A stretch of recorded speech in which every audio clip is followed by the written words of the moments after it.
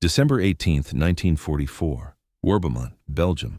Staff Sergeant Eugene Kowalski lies under his M4A3 Sherman in 14-degree cold, both hands wrapped around a coffee can filled with sand and diesel fuel. The engine block above him is frozen solid. His crew has been in country 11 days. They have fought through the Hurtgen forest, crossed the Ruhr, and watched 2 sister tanks burn in a single afternoon. Now, 20 miles southwest of the German breakthrough at Schnee-Eifel, the entire 3rd Armored Division sits immobilized, not by panzers, but by weather that has turned lubricant to paste and hydraulic fluid to jelly. Kowalski is 23 years old. Before the war, he rebuilt John Deere tractors in Cedar Rapids, Iowa. He knows cold. He knows what happens when metal gets too cold to move. And he knows that if this engine doesn't start in the next hour, his tank will still be sitting here when the Germans arrive. The Battle of the Bulge began 2 days earlier, on December 16th, when 3 German armies tore through lightly held American positions in the Ardennes. Operation Wacht am Rhein committed 29 divisions, over 400,000 men, to a desperate westward thrust aimed at splitting the Allied front and recapturing Antwerp. It was Hitler's final gamble in the West. The plan depended on speed, surprise, and weather. Speed to reach the Meuse River before American reserves could respond. Surprise to shatter the thinly stretched defensive line. And weather, specifically the heavy cloud cover that would ground Allied aircraft and neutralize American air superiority. Hitler got all 3, and it caught the Americans completely off guard. Within 48 hours, German spearheads had penetrated 30 miles into Allied lines. Entire regiments were surrounded. Communication collapsed, supply routes evaporated, and across Belgium, from Malmedy to Bastogne, the temperature dropped below freezing and stayed there. For the men of the 3rd Armored Division, ordered south from their positions near Aachen to plug the widening gap, the weather was as lethal as anything the Wehrmacht could deliver. It killed more slowly than an 88mm round, but it killed just as surely. The Sherman tank, backbone of American armored doctrine, was a machine designed for mobility and mass production, not for sub-freezing endurance. Its Continental R975 radial engine, an air-cooled 9-cylinder power plant derived from an aircraft design, produced 400 horsepower at 2,400 RPM. Under normal conditions, it was reliable, easy to maintain, and forgiving of field repairs. Mechanics could swap out a cylinder head in the field. They could replace fuel pumps, magnetos, and starter motors with standard tools. The engine's radial configuration meant that even if one cylinder failed, the tank could still move. But normal conditions did not include the coldest European winter in 50 years. On the morning of December 18th, temperatures across the Ardennes fell to 12 degrees Fahrenheit. In some valleys, sheltered from wind, the mercury dropped to 8. By dawn, more than 60% of 3rd Armored Shermans would not start. Battery voltage dropped below threshold. The lead-acid batteries, rated for operation down to 0 degrees, could not deliver sufficient amperage to turn cold, viscous oil. Oil congealed in sumps and crankcase passages. The 30-weight oil specified for temperate operations turned to something resembling molasses. Coolant lines froze despite ethylene glycol mixtures rated to 20 below. Ice expanded in narrow passages, cracking housings and splitting hoses. In some tanks, transmission fluid turned solid overnight. The torque converter, which relied on fluid coupling to transfer power from engine to tracks, seized completely. Hydraulic traversing mechanisms for turrets locked up. Recoil buffers on main guns froze. Crews tried everything, idling engines through the night to maintain heat, draining oil and warming it over fires, wrapping exhaust manifolds in blankets soaked with gasoline and ignited for radiant warmth. None of it worked reliably. Most of it wasted fuel they could not replace, and all of it consumed time they did not have. Because 6 miles to the east, Kampfgruppe Piper was driving west with a column of Panther and Tiger tanks, and every hour the Shermans sat frozen was an hour the Germans gained. Kowalski's tank, a late production M4A3 with a 76mm gun, had been assigned to Baker Company, 32nd Armored Regiment, on December 7th. It carried the name Iron Bell, stenciled in white below the bow gunner's hatch. The name had been chosen by the previous crew. Kowalski never learned what happened to them. He didn't ask. The crew was standard, 5 men. Lieutenant Arthur Hicks, commander, a 25-year-old schoolteacher from Vermont who had taught 8th grade history before the draft. He was calm under fire, methodical in planning, and carried a worn copy of Caesar's Gallic Wars in his map case. Corporal Dennis Gallo, gunner, who had worked in his father's butcher shop in Newark. He could judge range by eye and put a round through a window at 1,000 yards. Private First Class Raymond Dupree, loader, age 19, from Louisiana. He could load the 76mm gun in under 4 seconds and had been reading the same letter from his mother for 3 weeks. Private Leroy Mason, bow gunner and assistant driver, a former coal miner from West Virginia. He never spoke unless spoken to and kept a small Bible wrapped in oilcloth in his jacket pocket. And Kowalski, the driver and de facto mechanic. He had enlisted in January 1943, trained at Fort Knox for 8 months, and shipped to England in September 1944. He landed at Omaha Beach on November 12th, 3 weeks after the division had broken through the Siegfried Line. He had been driving Iron Bell for 41 days. On December 17th, Iron Bell had covered 68 miles in 8 hours, part of a forced march south from the Stolberg Corridor. The roads were clogged with refugees, retreating infantrymen, and supply trucks fleeing east. Belgian families pushed carts piled with furniture and bedding. American soldiers, some without weapons, walked west with 1,000-yard stares. MPs tried to maintain order at crossroads, waving convoys through, but the system was breaking down. Snow began falling at noon. By nightfall, the column halted in Werbemont, a crossroads hamlet 15 miles north of the vital highway junction at Bastogne. The village consisted of a church, a school, 18 houses, and a single paved road running east to west. Orders were simple: refuel, rearm, and prepare to move at first light. Fuel trucks arrived at 2200. Kowalski topped off both tanks, the main and the auxiliary, and checked the oil. It was thick but still liquid. He checked the coolant. No ice yet. He checked the tracks, the road wheels, the idler wheels, and the drive sprockets. Everything looked solid. At 23:30, he climbed into his sleeping bag under the tank and tried to sleep. He woke every hour, shivering. At 0400, he gave up and started preparing the tank. But when Kowalski tried to start the engine at 0500 on the 18th, nothing happened. The starter motor groaned once and fell silent. The battery was dead. Kowalski climbed out and lifted the engine deck. The hinged panels, each weighing over 60 pounds, resisted in the cold. He had to hammer the latches with his fist to break the ice. The R975 radial sat exposed, its 9 cylinders arranged in a single star around the crankshaft. Frost coated every surface. The spark plug wires looked like they'd been dipped in white paint. When he touched the oil dipstick, it came out trailing a thick amber sludge that barely moved. He held it up to the dim light of dawn. The oil wasn't solid, not quite, but it moved like cold honey, far too thick to circulate through narrow passages. He checked the other tanks in the platoon. 6 out of 9 would not turn over. Lieutenant Hicks stood beside him in the snow, breath fogging in the pre-dawn dark. His face was gray with exhaustion.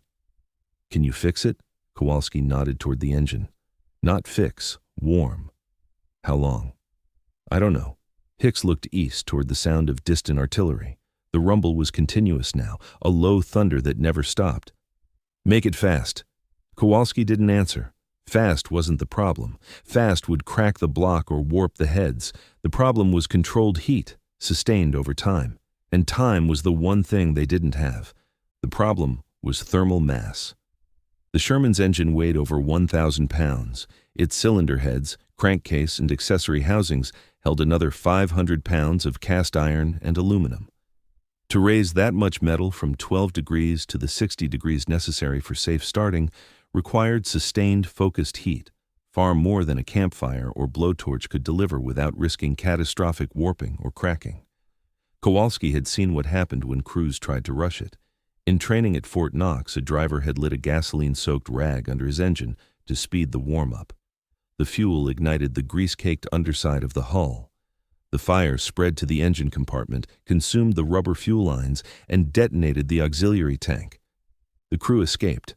The tank burned for 3 hours. The battalion commander used the wreckage as a training aid for the rest of the cycle.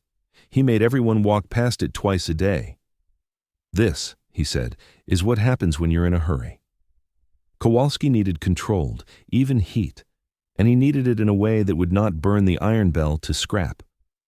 He walked to the back of the tank and opened the stowage bin welded to the rear plate. Inside, 2 entrenching tools, a roll of tow cable, 6 ration cans, a canvas tarp, and a 1-pound coffee can salvaged from a field kitchen 2 days prior. The can still smelled faintly of Maxwell House. He took the can, the tarp, and a small tin of diesel fuel from the auxiliary tank's drain valve. Then he crawled under the engine bay, between the tracks, into the narrow space beneath the transmission. Above him, the engine hung in its mounts, silent and cold. The underside of the oil pan was 18 inches from the frozen ground, barely enough room to work. He scraped away snow until he reached bare earth. Then he filled the coffee can halfway with sand scooped from beneath the tracks. The sand was frozen in clumps. He had to break it apart with his fingers. Then he poured diesel over the sand until it was saturated but not pooling. The diesel soaked in slowly, darkening the sand. He tore a strip from the tarp, soaked it in diesel, and lit it with a match from his jacket. His hands were shaking from the cold. It took 3 matches. The strip caught immediately, flaring bright orange in the darkness under the tank. He dropped it into the can. The sand ignited with a low, steady flame. No smoke, no flare, just a concentrated bloom of radiant heat. The flame was pale blue at the base, yellow at the tips. It burned quietly, almost without sound. He positioned the can directly beneath the engine's oil pan, braced it with a chunk of wood to keep it level, and waited. The concept was not new. Farmers in the Midwest had used sand and kerosene heaters for decades to warm tractor engines on frozen mornings. The sand acted as a wick and thermal reservoir, slowing combustion and spreading heat evenly. Kerosene burned hot and clean. Diesel, though slightly less volatile, worked just as well. It burned cleaner than gasoline, with less risk of explosion, and a coffee can was cheap, portable, and replaceable. Kowalski had seen his father do it 100 times. Winter mornings on the farm, when the temperature dropped below 0 and the John Deere wouldn't turn over. His father would take an old tomato can, fill it with sand from the machine shed, soak it with kerosene, and light it. Then he'd slide it under the tractor's oil pan and go back inside for coffee. 20 minutes later, the engine would start on the first pull. "Patience," his father used to say, "beats force every time." But he had never done it under a 33-ton tank in combat, with German armor reported 6 miles east. The flame burned for 20 minutes. Kowalski lay on his back, watching the underside of the oil pan. Slowly, the frost began to melt. Water dripped onto his chest, soaking through his jacket. The cold seeped through his back, through the canvas, into his bones. His fingers were numb. He flexed them, trying to keep circulation. Around him, the rest of Baker Company was waking up, engines coughing and failing, curses in the dark, the clang of tools on frozen metal. He refilled the can twice, adding fresh sand and fuel. By the 3rd iteration, he could feel warmth radiating from the metal above him. Not much, but enough. He reached up and touched the oil pan with his bare hand, still cold but no longer frozen. The metal had gone from ice cold to merely very cold. He crawled out, climbed into the driver's seat and hit the starter. The engine groaned, turned halfway, stopped. Battery voltage was low, but not dead. He waited 30 seconds and tried again. This time the crankshaft made a full revolution, then another. Slow, grudging, fighting the thick oil. On the 5th rotation, the engine coughed, shuddered, and caught. 1 cylinder fired, then 2, then all 9. Black smoke poured from the exhaust. The R975 roared to life, rough and uneven, misfiring on at least 1 cylinder. Then it settled into a steady idle. The sound was the most beautiful thing Kowalski had heard in weeks. He let it run for 10 minutes before shutting it down. The oil pressure gauge climbed slowly into the normal range. The temperature gauge began to move. He climbed out and found Lieutenant Hicks standing in the snow, staring. Gallo and Dupree were there too, watching. "What the hell did you do?" "Coffee can. Sand, diesel." Hicks blinked. "That's it?" "That's it." Dupree shook his head. "Crazy Polish bastard?" Kowalski shrugged. It worked. By 0700, Kowalski had repeated the process on 4 more Shermans in Baker Company. Word spread fast. Sergeant Mullins from Charlie Company walked over, watched Kowalski position the can, and nodded. Sand and diesel? Yeah. How much diesel? Enough to soak the sand. Not enough to pool. Mullins pulled a notebook from his pocket and wrote it down. By noon, crews from Charlie and Dog companies were digging through stowage bins for empty cans, ration cans, paint cans, anything cylindrical and metal. Some crews used sand, others used dirt. One crew tried gravel. It worked just as well. By evening, the technique had moved to the battalion maintenance section, where Staff Sergeant Mullins improvised a larger version using a 5-gallon bucket and coarse gravel. He called it the Ardennes Auxiliary Heater. It worked. Not perfectly. Some engines still refused to start, their batteries too drained or their fuel lines too brittle. Some cans tipped over, spilling burning diesel. One crew set their tarp on fire and had to smother it with snow. But it worked well enough to get 60% of 3rd Armored's disabled tanks back into service within 36 hours. That was the difference between a division and a static roadblock. That was the difference between mobility and death. On December 19th, the 3rd Armored began its attack south toward Houffalize. Iron Bell rolled out at 0800, part of a column that stretched 3 miles down the Werbemont-Manhigh Road. The snow had stopped, but the cold remained. Temperatures held at 15 degrees. Every morning before dawn, Kowalski lit his coffee can heater and warmed the engine. Every morning, the Sherman started. It became a ritual. 0430, wake up. 0445, fill the can, soak the sand, light the fire. 0515, start the engine. By 0530, Iron Bell was ready to move. The rest of the crew learned to trust it. Hicks stopped asking if the tank would start. He just assumed it would. On December 21st, near the village of Soy, Iron Bell engaged a German reconnaissance column. 2 SDKFs, 234 armored cars, and a half-track.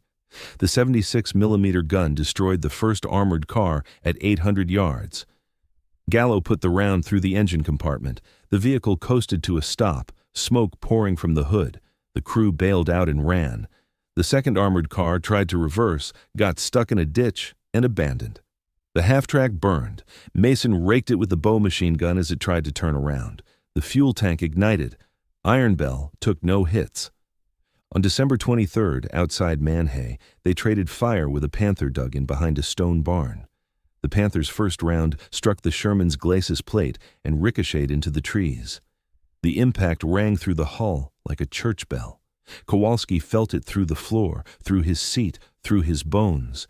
Gallo's return shot, fired 3 seconds later, punched through the Panther's turret ring. The German tank shuddered, stopped, and went silent. The crew bailed out and disappeared into the forest. No one pursued them. Iron Bell took no casualties. The coffee can heater became standard procedure for Baker Company, then for the battalion, then for the regiment. By December 28th, maintenance officers in the 3rd Armored Division had drafted a 2-page field memorandum describing the technique in detail: can size, fuel-to-sand ratio, placement under the oil pan, burn duration, safety precautions. The memo was typed on a manual typewriter, single-spaced on onion skin paper. It included a hand-drawn diagram showing proper placement of the heater. Copies were mimeographed and distributed to every armored regiment in 1st Army. By early January, the improvisation had spread to the 9th Army and the British 2nd Army. A British tank officer, reading the memo, reportedly said, "Brilliant, absolutely brilliant. Why didn't we think of that?" It was never officially adopted by the Ordnance Department. It never appeared in technical manuals or maintenance orders. The Army bureaucracy moved too slowly for that. By the time the formal review process would have approved it, the winter was over. But it worked. And in the Ardennes, in the coldest winter Europe had seen since 1894, that was enough. The Battle of the Bulge ended on January 25, 1945, when American forces recaptured the town of St. Vith. German losses exceeded 100,000 men, 600 tanks, and over 1,000 aircraft. The Wehrmacht's last strategic reserve was spent.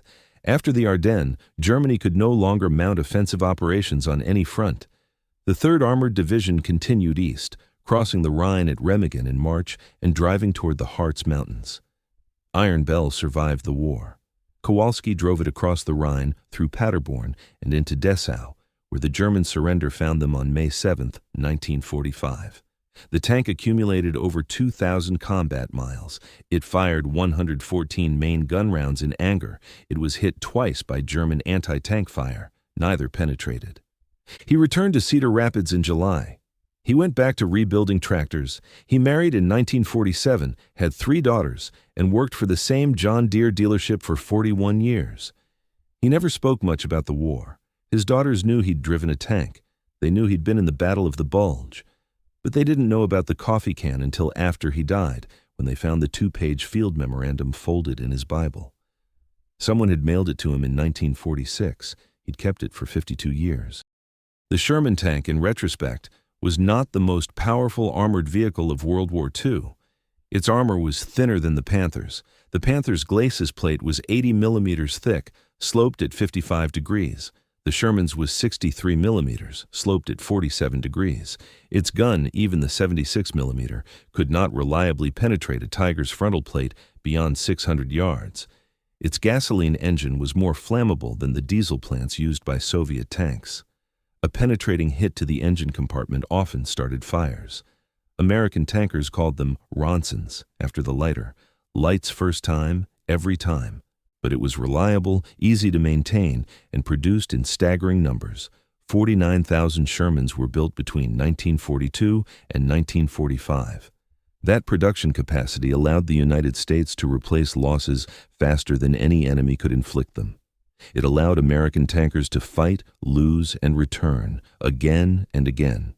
And in December 1944, when the cold threatened to turn that numerical advantage into a static liability, it was men like Eugene Kowalski who kept the machines running, not with advanced technology, not with factory support, but with a coffee can, a handful of sand, and the knowledge that heat, applied slowly and steadily, could resurrect a frozen engine. Kowalski died in 1998 at the age of 77. His obituary in the Cedar Rapids Gazette mentioned his service in the 3rd Armored Division, his participation in the Battle of the Bulge, and his 40 years as a tractor mechanic.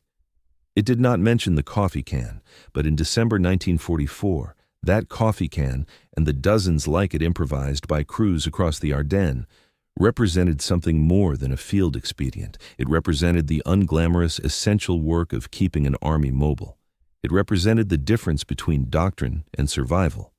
And it represented the fact that wars are not won solely by the engineers who design the machines or the generals who deploy them. They are won, in part, by the mechanics who crawl under those machines in sub-zero cold and figure out how to make them work. One coffee can at a time, one frozen morning at a time, until the engine catches, the tank moves, and the mission continues. The Ardennes offensive was Germany's last attempt to reverse the tide in the West. It failed for many reasons: overextended supply lines, insufficient fuel, Allied air superiority once the weather cleared, and the stubborn defense of key towns like Bastogne. But it also failed because the American army, despite its initial shock and confusion, adapted faster than the Wehrmacht could exploit its advantage. That adaptation happened at every level. At the strategic level, Eisenhower shifted reserves south within 48 hours. At the operational level, Patton's Third Army pivoted 90 degrees and drove north in under 72 hours, a maneuver that military historians still study. And at the tactical level, men like Kowalski solved the immediate, unglamorous problems that made those larger maneuvers possible. Frozen engines, dead batteries, congealed oil. These were not the subjects of after-action reports or medal citations, but without solving them, the 3rd Armored Division would not have reached Houffalize. Patton's columns would not have relieved Bastogne. And the German breakthrough, instead of being contained in 3 weeks, might have lasted into February, might have forced a delay in the spring offensives, might have given Germany time to deploy the Me-262 jet fighters in greater numbers, might have extended the war by months. History turns on small moments. A coffee can under a tank is one of them. The coffee can heater was never patented. It was never named. It appeared in no official manual until years after the war, when a training supplement on cold weather operations included a footnote crediting field improvisation by maintenance personnel during the Ardennes campaign. But in the winter of 1944, it spread through the American Armored Corps the way all good ideas spread in war, quietly from crew to crew, one cold morning at a time. Because it worked, because it was simple, and because the alternative was waiting for the sun to rise, the temperature to climb, and the Germans to decide the battle for you. Eugene Kowalski never received a medal for his improvisation. He was never promoted beyond staff sergeant. His name does not appear in the official histories of the 3rd Armored Division or the Battle of the Bulge. But his coffee can heater, or versions of it, kept hundreds of Shermans running through the coldest weeks of the war. It kept crews alive, it kept divisions mobile. And in doing so, it contributed, in a small but measurable way, to the Allied victory in the West. Not through firepower, not through armor, but through the quiet persistence of making things work when they should have failed. After the war, the United States Army conducted extensive studies on cold weather operations. Engineers developed improved battery heaters, synthetic lubricants rated to 50 below zero, and diesel fuel additives that prevented gelling. The M26 Pershing, which entered service in February 1945, featured a redesigned engine compartment with better insulation and auxiliary heating. The M46 and M47 tanks, developed in the late 1940s, incorporated lessons learned from the Ardennes, including preheating systems and winterized fuel lines. By the time of the Korean War, American tanks were equipped with factory-installed engine block heaters powered by auxiliary generators. None of these innovations erased the need for field improvisation, but they acknowledged the reality that Kowalski and thousands like him had faced, that mechanical reliability in extreme conditions is as important as firepower, that mobility matters more than armor thickness, and that the army that can keep its machines running will outlast the army that cannot. The Sherman tank is often remembered as the workhorse of the Allied armored forces. It was not the best tank of the war, but it was good enough, produced in sufficient numbers, and supported by a logistical system that kept it running even when conditions should have stopped it. And when that logistical system faltered, when supply lines froze, when warehouses ran empty, when the cold turned oil to sludge, it was the crews themselves who closed the gap, with ingenuity, with stubbornness, with whatever materials were at hand, a coffee can, a handful of sand, a match. These were the tools that kept the 3rd Armored Division moving in December 1944. Not because anyone ordered it, not because it was in the manual, but because a mechanic from Iowa, lying in the snow under a frozen tank, remembered what his father had taught him about tractors. And because he understood that the principles don't change. Metal is metal, cold is cold, and heat applied patiently will always win. Today, the M4A3 Sherman is preserved in museums across the United States. The National Armor and Cavalry Museum at Fort Moore has 3. The American Heritage Museum in Massachusetts has 5. The National World War II Museum in New Orleans has 2 on display and another 6 in storage. Visitors walk around them, read the plaques, and learn about armor thickness, gun caliber, and production statistics. They learn that the Sherman was outgunned by German heavy tanks, but won through numbers and mobility. They learn about the battles it fought, the terrain it crossed, and the men who crewed it. What they rarely learn is how those men kept it running, how they drained oil and warmed it over fires, how they wrapped engines in tarps and blankets, how they improvised heaters from coffee cans and diesel fuel, because the alternative was freezing in place while the enemy advanced. These stories are not dramatic. They do not involve heroic charges or last stands. They do not make good movies or compelling museum exhibits. But they are the foundation on which every dramatic story rests. Because without the coffee can heater, there is no drive to Houffalize. Without the drive to Houffalize, there is no relief of Bastogne. Without Bastogne, the Bulge takes longer to close, and longer means more casualties, more lost ground, more risk. The connection is direct, the causality is clear. And yet the mechanic who made it possible remains anonymous. Eugene Kowalski's improvisation saved his tank, it saved his crew, and it contributed in ways large and small to the survival of an entire division during the most desperate weeks of the war in Europe. That is not a small thing. It is, in fact, the kind of thing wars are made of, not grand strategy, not technological superiority, but the accumulated weight of 1,000 small solutions, improvised under pressure by men who understood that survival depends on making things work, who understood that the difference between victory and defeat is often measured not in divisions or firepower, but in whether your tank starts when you turn the key. December 18th, 1944. Worbbemont, Belgium. 14 degrees, a coffee can filled with sand and diesel, and one mechanic lying under a 33-ton tank who refused to let the cold win. That image, unglamorous, uncomfortable, forgotten by history, is as important as any photograph of Patton or Eisenhower. Because wars are not won by generals alone, they are won by the men who keep the machines running, the men who solve problems no one thought to plan for, the men who, when the manuals fail and the supply chain breaks, look around for whatever is at hand and make it work, one coffee can at a time.